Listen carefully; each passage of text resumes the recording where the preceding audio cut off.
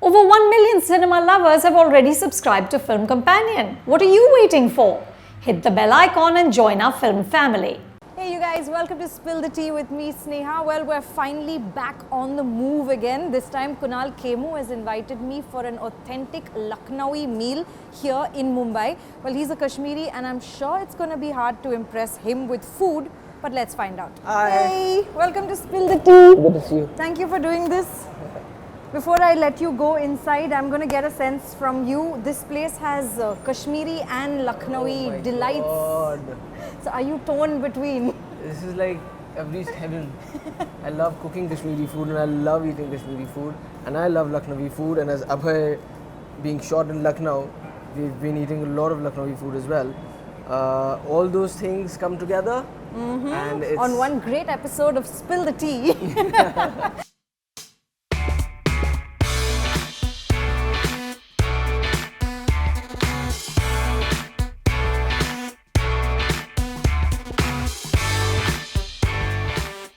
For our viewers, if you had to suggest 3 amazing restaurants in Bombay that are also budget friendly.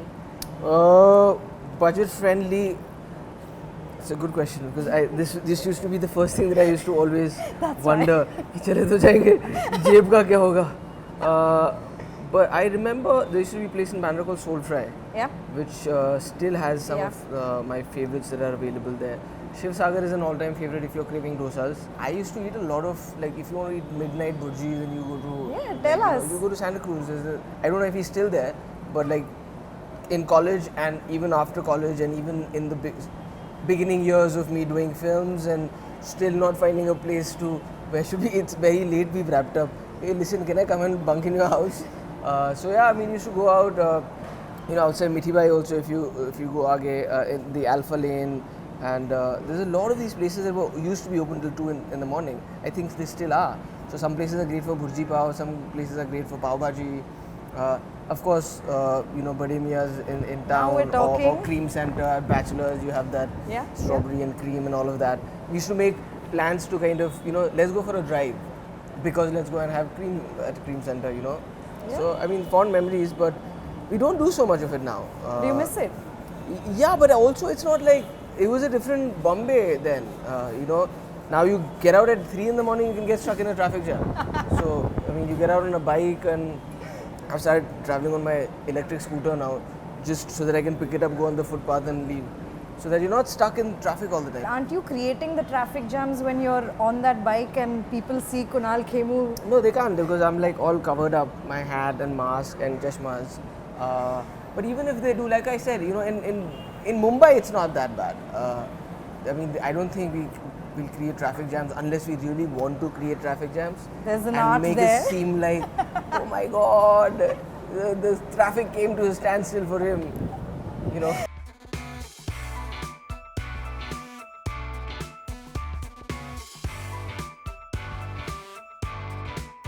What are we eating, man? Okay. I have been told that we are doing a dairy-free vegetarian spread. What's going on? Yes. I'm trying to... I was vegan for a long time. But I've grown up eating a lot Has your Kashmiri family sort of kind of... They were worried in the beginning. They were like, for somebody who like loves to cook and eat Rogan Josh like once a week. तुम्हारा क्या होगा? तुम कैसे जियोगे? But having said that, I really feel that I never did it for anything but just to have a healthier lifestyle, and I wanted to see what it felt like. And I'd been reading a lot about it, and I did see the difference. It's tougher to do when you immediately switch from your normal diet to that. So it's like your body is going through a reboot, like your software is being updated. So the first few, like 1 or 2 weeks, it's tough to kind of deal with that, and you crave certain things and all that. But honestly, once you're on the other side of those 2-3 weeks, it just feels like it's a new thing, and you don't crave any of that. Having said that, I did it for about 9 to 10 months, and then lockdown happened, and we were all sitting at home looking at videos, and my cooking things came up, and I was like, let's cook this, and it started with like I saw this really interesting recipe of making eggs, like a really puffy egg. What is it called? I can't remember what it was called. So I tried that, and I was feeding it to Inaya and Soha, and they were like, oh, it's really yum. And I was like, maybe an egg. and then you just went It down was the rabbit all hole. downhill after that. Kunal, at a time when the internet is really bursting with content, you have a show that's gone into the 3rd season. That's a cool feeling, huh? Very good, actually, because this was the first time I ventured into a different kind of a medium, which is long format in the digital space. You don't know what's going to happen. It also happened when now everybody's talking about OTT. It was very new then. Yeah. I think Sacred Games was the only show that had happened which we'd seen. So I wasn't like worried about it, but I wasn't sure what is going to happen. And then of course you want everything that you do to work. So it turned out great because it was not just a show that was different from everything that I'd done. I never played a police officer. I'd never done something in the dark space like this. Yeah. So I really enjoyed doing it, and it was really rewarding when it got the kind of love that it got. That we were commissioned to do another season, and then season 2 do it even better, and now here we are after season 3. So I really enjoyed this process of the long format. As an actor, it's really interested me to play a character for such a long period of time and try and understand the different nuances, what I can do with it, and more than anything else, the feeling of the success that you feel genuinely, because all the feedback that we get in a film, we can't put it to use because the film's already out there. But here we felt that everything that we learned from season 1, we tried to better. That happens? Yeah. Like we know that a lot of gore was there in season 1 and season 2, and a lot of audiences were staying away because of that. Okay. And when we heard that, even though some people really like that, we kind of went down on that, and then we had a bigger audience. Like I wanted to know what people like about Abhay or what they don't like about Abhay, so that I can bring it to use. And I was very happy that they were like, no, Abhay just works. It's fine. We don't need to change anything about him. Yeah. So that's great. What's the most obscure place you've gotten a message from? Does that happen?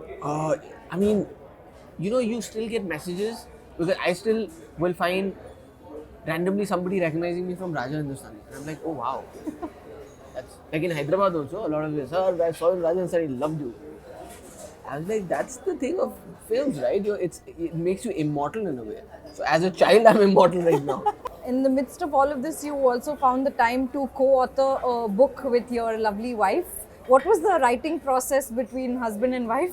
Oh, well, again, interesting. So I used to read a lot of books to Inaya. Yeah. And she loves reading books and looking at pictures. And I used to be the guy who would tell her stories. I would make up stories, right? Okay. And then we got into this habit of where I would say, okay, now tell me 4 characters that you want, and I'll weave a story around it. So like she could say, yes, yes. She would say something like, okay, I want a bunny rabbit, Inaya, a unicorn, and a big garden. So I would kind of tell her a story. Weave that in. So in one of these things, I told her a story about this girl who was her, who went to this adoption center and she found this beautiful puppy, and she liked the story a lot. And I was telling her different modifications of that, but the only thing was that she was like, why can't I see pictures? Because she's used to looking at Flipping. pictures. And that's what gave birth to this idea. And I told Soha that, listen, should we do a children's book? First it was like, should we put this story so that she can see it? But I was like, why can't we like do a book? And she said, yeah, let's do it. So it was actually pretty simple to write, because the first book was written in like 2 hours. I wrote it, and then Soha took it on, and then she kind of gave it the whole form of how to present it properly. And then because she authored a book with Penguin already, she had access to them. So we sent them the story, and they really liked it. And that's how this whole journey began. And today we have that book in our hands, and it's such a fulfilling experience that when we got the book, I took it back home, and that evening I read it to her, and she was so happy because she knew the story. Now she had something to look at. It's there in front of her. Yeah, a lot of kids are going to want their parents to do this, huh? Just saying. But speaking of Soha's other book, I absolutely love the title. I want to throw it at you and ask you, what are the perils, according to you, of being moderately famous? I love the title myself. And that's what I asked her. I said, what are you going to write about? And she said, the story is all about her life and everything. I don't know what the perils are like. I mean, okay, we used to joke about the fact that perils of moderately famous could be that before you become famous, you're traveling economy, right? And then you become famous and you go to business. Now you have to be very famous to make it to first class. So it can get really awkward when you meet somebody that you're friends with, who probably is more famous than you. You're boarding the same flight, and you're in the lounge, you're chilling. Now the lounges are also separate, right? Yeah. So those are the perils. We're like, hey, I'll see you in the aircraft. He's like, probably not. Because When you walk by them. Yeah. So we used to laugh about that. I'm saying there's nothing wrong in that, but Yeah. No, but I get it. but those would be the perils, so to say, because actually there is a lot to be thankful for. But it's like the same thing, right? If you walk into a restaurant and it's completely booked, and they will make an exception for you. But what if there are 5? And it starts from like Shah Rukh Khan and like that. So there'll be a hierarchy, right? So the perils can step in, saying that, oh my God, I wish I was here alone. But closer home, the kids in the family, Inaya, Taimur, Jay, they are a lot more than just moderately famous. Let's be honest about it. And I'm a bit tired of asking the parents about their take on, kids and the paparazzi. I want to know, what do the kids think? Are there any cute anecdotes there? Like, what do they feel about being followed around, or have they normalized it? I don't know, because we also observe. Like I remember Tim at some point, it was just one page where he said no photographs. Yeah. Or at home he would say, will there somebody be the camera down? I don't want to go down. Or Inaya never spoke about it, but she asked one day, she said, why do they take my pictures? Is it because I'm very pretty? So we don't know how to answer that, and so we try to tell her that Inaya, they're here because Mama and Papa do something in they're actors, and so she nods her head, but she's not seen any of our work because she's still in the animation world right now. So even though I might try to give you my take on what I think she thinks, I don't know what she exactly thinks, because at times I've seen her kind of smile and wave out to them. So I don't know what she thinks. Like, does she feel that these are our friends who are here to like take pictures of her? Because when we hang out as a family and my parents come over after a week, or my aunts come or uncles come, they all want to do pictures. So I'm not sure. Does she feel that these are also like family or friends who are there to like, but why are Papa and Mama not hanging with them? Because they hang with the other people. So I don't actually know what they think about it. Yeah. But you grew up as the famous kid from the movies. It's literally over 30 years that you've been around, Kunal. You started when you were Inaya's age. You were 4. It was that Doordarshan. I was 6 when I was 5 when that happened, the Doordarshan bar. Yeah. And I was 7.5 when I was on Merai Pyar Ke. Yeah. Do you remember, what's your most sign of a good party?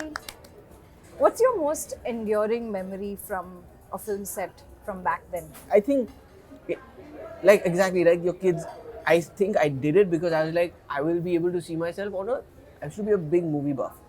And the moment I heard film, I was like, oh, that means I can go to Gaiety or Jaya, and in that big cinema, I'll be on that. That'll be cool.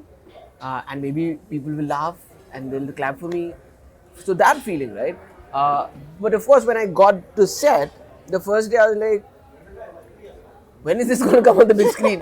Why are we not already there? And then the whole process, I made friends with, my sibling actors in that. And of course, Amir was amazing and Juhi was phenomenal. And then Bhatsab, the relationship that we kind of shared. And that's when I started to enjoy being on a set. The first thing I remember was great was because if I asked for a packet of chips, it would just come. If I said, I want Coca-Cola, okay, nobody's saying no to me. I said, this is amazing. I can have Peppies and I can have Fatafats and all of that. Somebody's getting it for me. So it was that. But then later I fell in love with the actual art of filmmaking and acting in front of the screen. And that's how it happened. But are there any memories of like who pampered you most on the set when you were? Luckily, that's one thing that I didn't like, because this whole talking to kids like, how are you, beta, what have you eaten? I never like it. We had a great time on Hame Rahe Pyar Ke. Like, I remember Hame Rahe Pyar Ke so well. But Juhi was like, she was like Mary Poppins. It's cute. Wanted to go to set because of her first. So she used to hang with us. And we used to like be in her makeup room, playing games. I still remember this one drawing that I'd seen her do, and I still remember it, and I still drew it. It's like a funny animated face. Fido-dido and all that. Yeah. So, I think it was because of that experience, because and of course Bhatt Sahab, and he was such a true inspiration for me since my childhood, because besides my father, he was the only guy who spoke to me like an equal, in a way that not talk down to me because I'm a kid, but try and reason with me. I remember the first day when he called me a duffer, I didn't know what duffer meant. And he was like, oh, you're doing a bad shot. No, he said, what are you doing, you duffer? I was like, hey, he's called me a duffer. It sounded like a cool word. And then he explained to me that that's not a good thing. But I think because of those experiences, I wanted to do this more. It wasn't that I had to or somebody wanted me to do it. I really enjoyed doing it. And I'm very happy that my parents supported me, but also made sure that I didn't get carried away in this in any way. And education remained the most important thing. I used to say that my profession was education and this was just a hobby. And luckily, because I met those people, and Bhatt Sahab happened to me, and by the time I did Zakhmi, was when I actually thought that I wanted to do this full time and at least give it a shot. And if it works, I'll be great, because I love doing what I do, and I'm very happy that I did that and I got an opportunity. So I'm going to read this out because I probably won't remember it, but I'm very intrigued by your Insta bio. It says, good judgment comes from experience and experience comes from bad judgment. Yep. You tell me two things about the film industry that you have now learnt from your experience and sometimes bad judgment. Script is not always the king. What? Yeah, because that's BS. Really? It is truly, and that's how it should be. But the industry doesn't really work like that. What do you mean? Because it's... see, there is so much that goes into making a film. That sometimes films get made because of the star cast that has agreed to do it, and maybe the star cast has agreed to do it because of the director. Yeah. So sometimes the script takes a back seat. And in other cases, when the scripts are very good, sometimes it's tough for that writer to present it to the right director, or the right director to understand that script, and then to find the right cast to kind of... So that script doesn't happen. Hence, we have examples of films that you will wonder, why did this film do well? But it did amazingly well at the box office. And then there are films that you're like, oh my god, I can't believe you, like, how did this film not work? It's brilliant.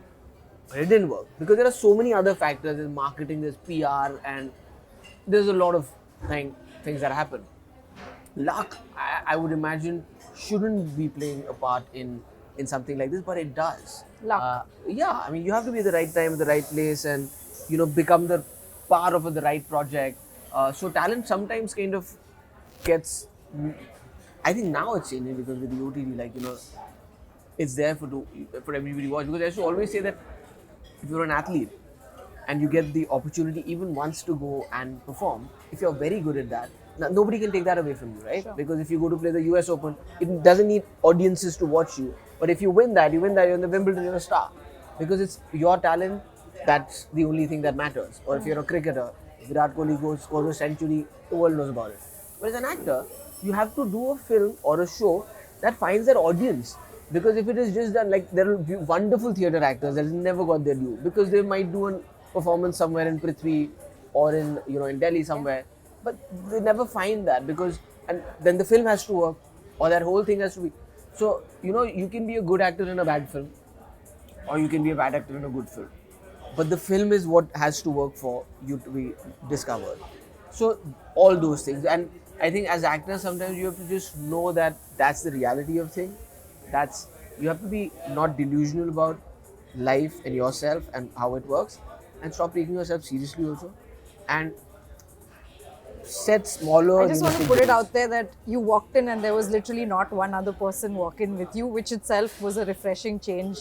And just like how chilled out you are in terms, because that doesn't happen either. It's like you told me at the start, it's about how you can make it seem like a big deal if you want. But you know, I've realized that I might criticize it or not find it cool, but it works for people who it works. And I won't lie, I have thought about, should I be doing this? And so many things in life, when you're like, oh, I'm not doing this, maybe, and there'll be people who will always advise, it's because of this and it's because of that. And then you start to realize that you have to make a choice. You can become that person, but are you happy being that person? Because I believe that between action and cut is the only time when you're living a fictional life. Besides that is your real life. Now, if that becomes a part of fiction, then what's the point of an act. Then where are you? What are you doing? So I guess and I'm not judging anybody because it's a tough industry. Of course. So you got to do what you got to do, and hustle is real, and it is on all the time. Not just for the newcomers; it's on for the biggest stars. What do you do for your mental peace? This is another lovely saying. If you think you're going through hell, keep going, because happiness doesn't last forever. How can sadness always be there, right?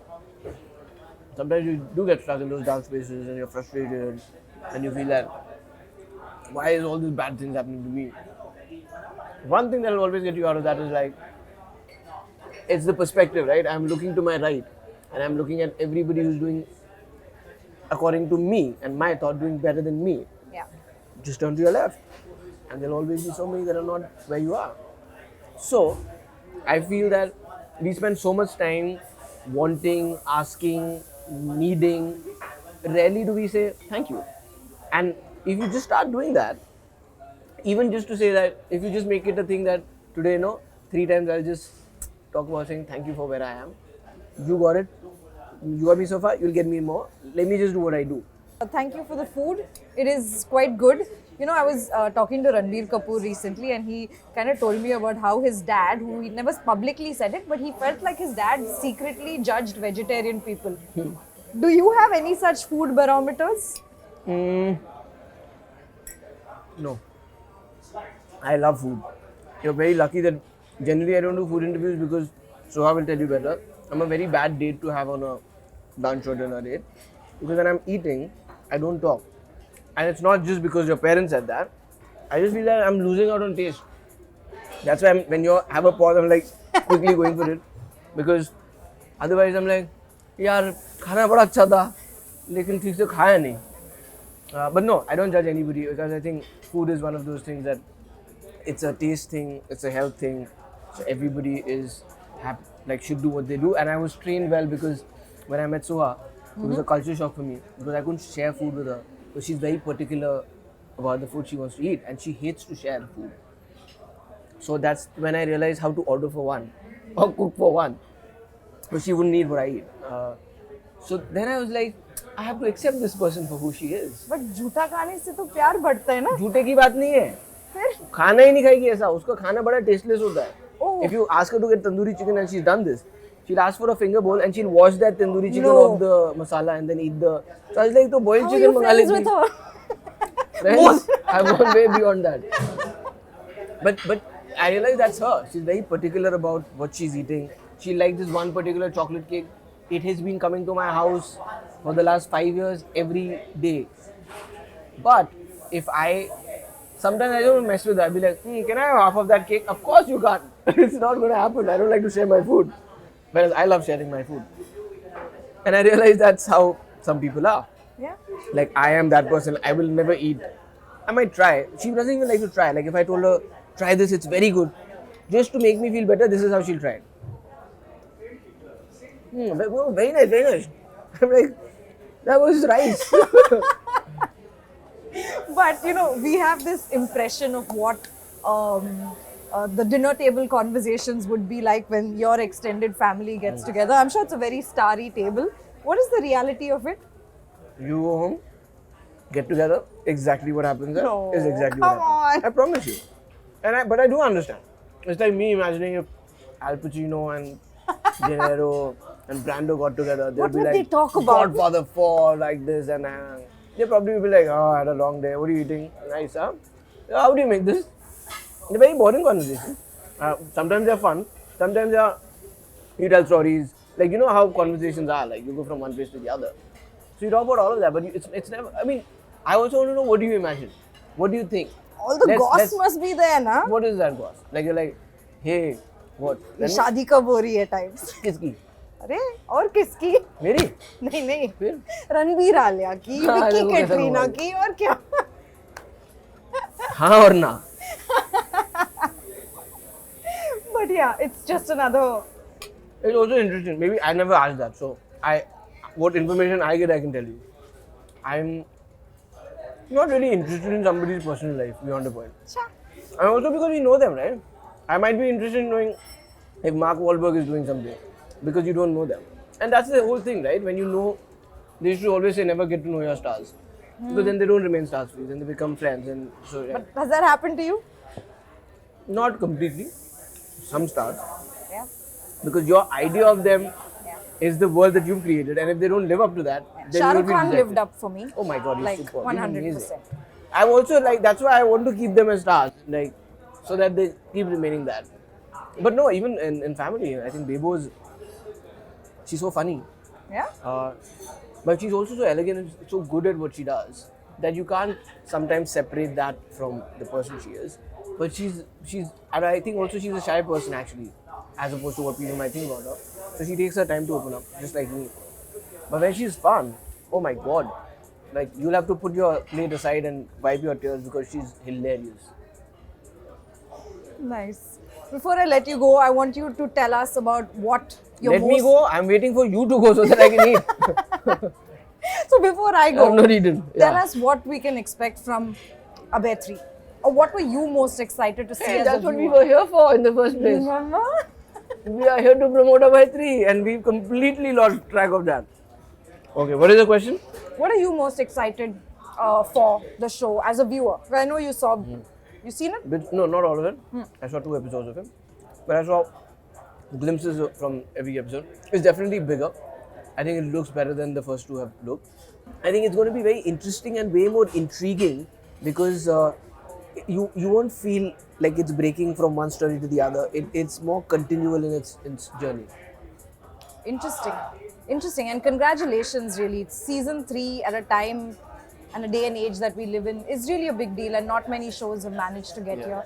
And I'm really happy to see you get your due. Thank you. Yeah. Thank you so much. Thank you for talking to me. Now you go and I will eat with my hands. If you like Spill the Tea with Sneha, subscribe to. Film Companion. And if you want to watch Abhay season 3, subscribe to Z5. It's dropping on the 8th of April. And That's today. That's today. Yep, go watch It's already dropped. Oh yes, it has. 8th of April. Watch it now.